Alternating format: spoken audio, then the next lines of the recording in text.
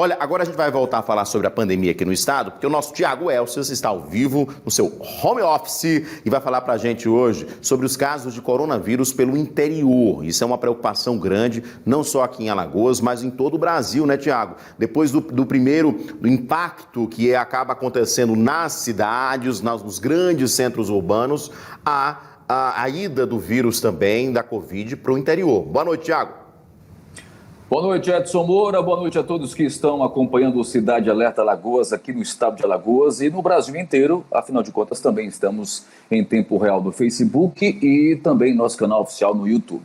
Pois é, Edson, há uma preocupação, né, de fato, a partir de agora, porque desde o primeiro momento que se foi registrado aí a presença do coronavírus no Brasil, que datou aí de 26 de fevereiro, o vírus chegou inicialmente aí nas principais capitais, nos grandes centros urbanos. Agora, né, o vírus segue a passos largos, né, literalmente uma invasão um pouco mais violenta agora em pequenas cidades, principalmente em regiões interioranas.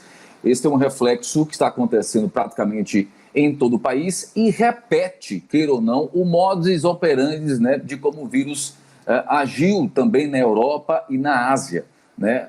Nesses países, os europeus e os asiáticos conseguiram fazer, né, o bloqueio do vírus, regionalizando o atendimento. Porque a partir do momento, né, que o vírus começa a avançar no interior, acende aí um sinal de alerta muito importante no que diz respeito à logística implementada pelos gestores públicos exatamente no atendimento a estas pessoas. Olha, eu trouxe aqui, inclusive, aliás, isso foi comprovado, tá, Edson Moura e meus queridos amigos telespectadores, por uma pesquisa que foi feita recentemente, pela Fiocruz, que exatamente registrou aí a chegada, o avanço da doença em ritmo acelerado no Brasil. Só para você ter uma ideia, eu anotei até aqui um dado específico, né?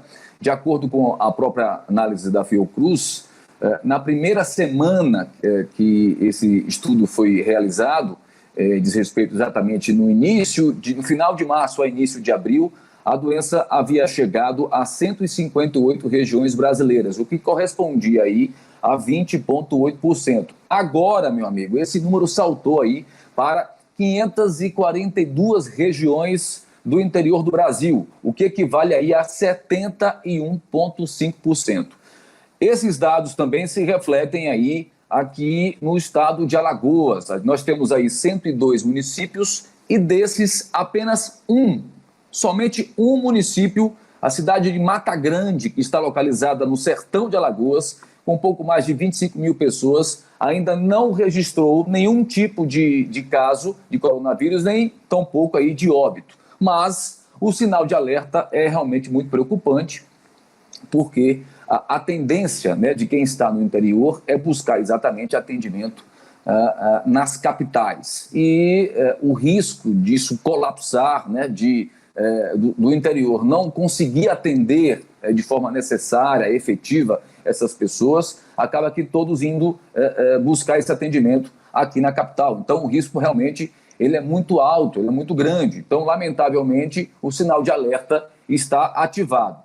Pensando nisso, pensando exatamente aí em pelo menos amenizar toda essa situação, meu querido Edson Moura, o governador, ou melhor, o governo do estado de Alagoas resolveu, depois de uma videoconferência que foi realizada ontem, na quarta-feira, indicar aí e repassar a 8 municípios, né, cerca de 2 milhões de reais as UPAs do interior pelos próximos 3 meses. Então, as cidades de Delmiro Gouveia, Cururipe, Maragogi, Marechal Deodoro, Penedo, São Miguel dos Campos, Viçosa e Palmeira dos Índios.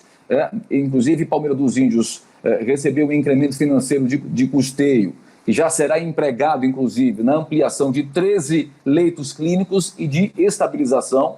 E esse programa aí vai possibilitar, né, um aporte financeiro de quase 2 milhões de reais. É a tentativa exatamente de segurar essa pessoa, esse cidadão que esteja aí com o indicativo da doença naquela região, exatamente para evitar, né, esse leve e trás, né? Tanto de quem sai daqui da capital para o interior, quanto de quem sai do interior para a capital, o que de uma forma direta ou indireta acaba aqui espalhando aí a doença para as demais pessoas. É uma tentativa, né? A gente não sabe se na prática isso funciona, que a gente sabe das diferenças, né, principalmente de realidades de cada município, de cada região, e um estado como o estado de Alagoas, né, queira ou não, apesar de ser o segundo menor estado do Brasil, mas queira ou não, é um estado que tem aí uma extensão territorial que acaba sendo um complicador nesse momento tão delicado que a gente está passando. Não é isso, Edson?